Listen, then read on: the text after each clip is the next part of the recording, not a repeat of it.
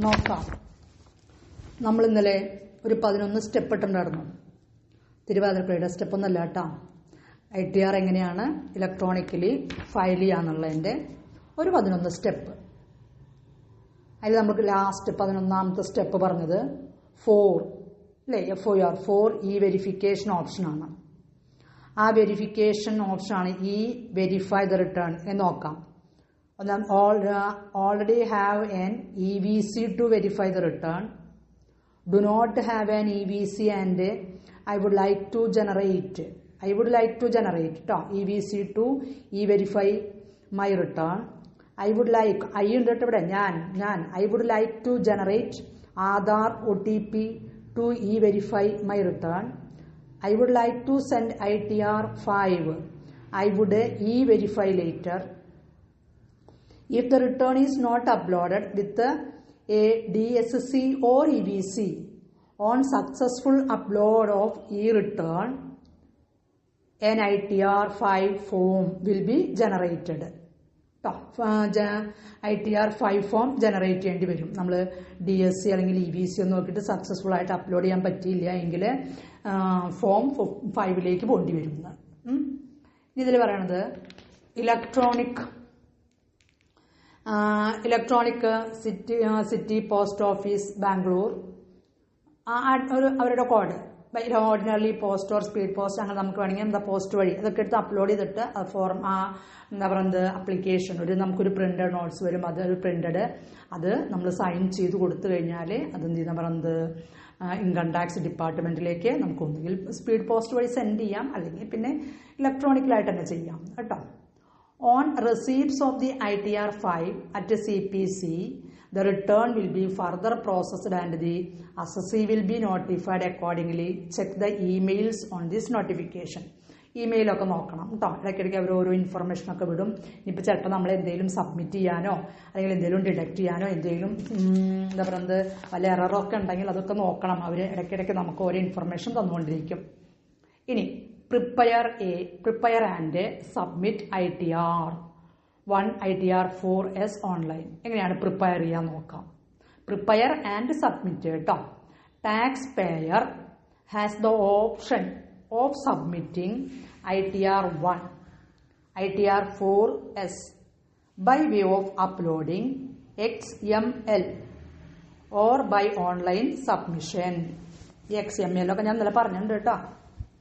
പിന്നെ സബ്മിഷൻ സമയത്ത് step 1 login to e filing application. നിങ്ങൾ ഇ ഫയലിംഗ് ആപ്ലിക്കേഷൻ ലോഗിൻ ചെയ്യുക. സ്റ്റെപ്പ് 2 ഗോ ടു എവിടേക്ക് e file prepare and submit ITR online. എങ്ങനെയാണ് ചെയ്യേണ്ടത്? I already have an EVC to verify the return. I do not have an EVC and I would like to generate EVC to verify my return. I would like to generate Aadhaar OTP to verify my return. I would like to send ITR 5. I would verify later. അത് രണ്ടാമത്തെ സ്റ്റെപ്പിൽ submit വരുന്നത് കേട്ടോ. ഇനി step 3 select the ITR form ITR 1 ITR 4S and the assessment year. Step 4 fill in the details and click the submit button.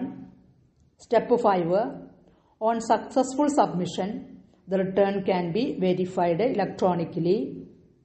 Step 6 for e-verification options provided, taxpayer can choose any one of the options provided to e-verify the return. അതിൽ option വരും. അപ്പോൾ നമുക്ക് ഇഷ്ടമുള്ളൊരു option select ചെയ്യാം.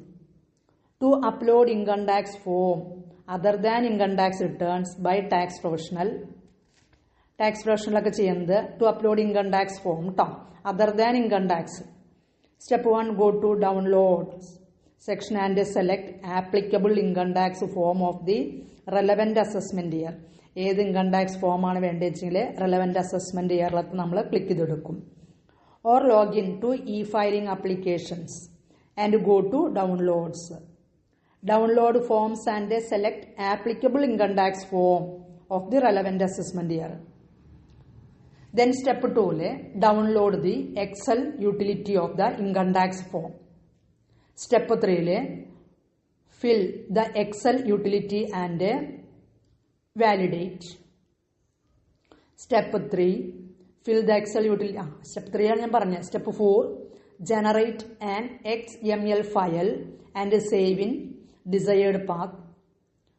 Destinations in the desktop system. അതെങ്ങനെയാണ് നിങ്ങൾ ചെയ്യണമെന്ന് വെച്ചെങ്കിൽ അതുപോലെ ചെയ്ത് വെക്കുക കേട്ടോ. അപ്പോൾ കമ്പ്യൂട്ടറിൽ ചെയ്യുന്ന കാര്യങ്ങളാണെന്ന് കമ്പ്യൂട്ടറിൻ്റെ മുന്നിൽ ഇരുന്നിട്ട് അങ്ങോട്ട് ചെയ്തോളൂ. സ്റ്റെപ്പുകളൊക്കെ ഇത് കയ്യിൽ വെച്ചിട്ട് പോയാൽ മതി കേട്ടോ. Step 5, login to e filing application and go to e-file upload form. Step 6, select the income tax form and the assessment year. Step 7, browse and select the XML file.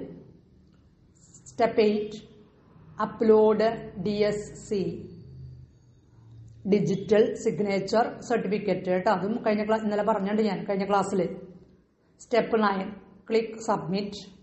Step 10, on successful upload, the income tax form is sent to the assessee workflow for acceptance.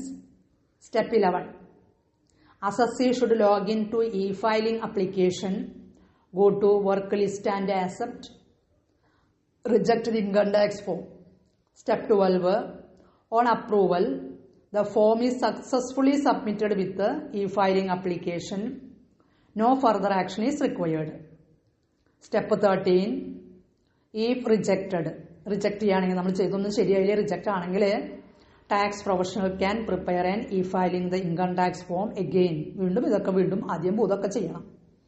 Again by following the above mention steps. മുകളിൽ പറഞ്ഞിരിക്കുന്ന എല്ലാ സ്റ്റെപ്പുകളും നിങ്ങൾ ആദ്യം ഇരുന്ന് ചെയ്തോളാൻ. അപ്പോൾ 12 step ഇടണം കേട്ടോ. 12ാമത്തെ സ്റ്റെപ്പിൽ അപ്രൂവൽ ആണെങ്കിൽ നിങ്ങൾ രക്ഷപ്പെട്ടു.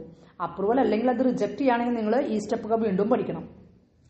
To view the presentations on how to e-file, go to help e-filing presentations. ഇതൊക്കെ കൂടുതൽ അറിയണമെന്ന് വെച്ചെങ്കിൽ നിങ്ങൾ ഈ ഫയലിംഗ് പ്രസന്റേഷനിലേക്ക് ഓടിപ്പോക്കോളൂ. എവിടേക്ക്? കമ്പ്യൂട്ടറിലേക്ക് കേട്ടോ. എന്നിട്ട് ഇതൊക്കെ നോക്കി കണ്ടൊക്കെ പഠിക്കാം. എനിക്ക് നിങ്ങൾ എങ്ങോട്ട് ഓടിപ്പോയാലും കുഴപ്പമില്ല, പക്ഷേ സബ്ജക്റ്റ് നന്നായിട്ട് പഠിച്ചിരിക്കണം, അല്ലെങ്കിൽ എൻ്റെ കയ്യിൽ നിന്ന് കിട്ടും കേട്ടോ. ശരി, അപ്പോൾ ഈ തിയറിയും കൂടിയും കഴിഞ്ഞു. ഇപ്പം നമ്മൾ 3-4 തിയറി ചാപ്റ്ററിന് നല്ല ഇമ്പോർട്ടൻസ് കൊടുക്കണം കേട്ടോ. ചെറിയ ക്വസ്റ്റ്യൻസൊക്കെ ഈ ചാപ്റ്ററിൽ നിന്നാണ് കയറി വരികയെന്ന് കേട്ടോ. അപ്പോൾ ഏതൊക്കെ തിയറി ചാപ്റ്ററാണ് ഞാൻ പഠിക്കാൻ പറഞ്ഞത്? ടാക്സ് അതോറിറ്റീസ് സൂപ്പറായിട്ട് പഠിച്ചോളൂ. ഇൻകം ടാക്സ് അതോറിറ്റീസ് എന്തായാലും ഒരു ക്വസ്റ്റ്യൻ ഷുവറാണ്. പിന്നെ അഡ്വാൻസ് പേയ്മെൻറ്റ് ഓഫ് ടാക്സ് നോക്കണം. പിന്നെ TCS അത് നോക്കണം. പിന്നെ ഇപ്പോൾ computer application in tax management അതും ശ്രദ്ധിക്കണം കേട്ടോ. ഇനി next chapter procedure for assessment.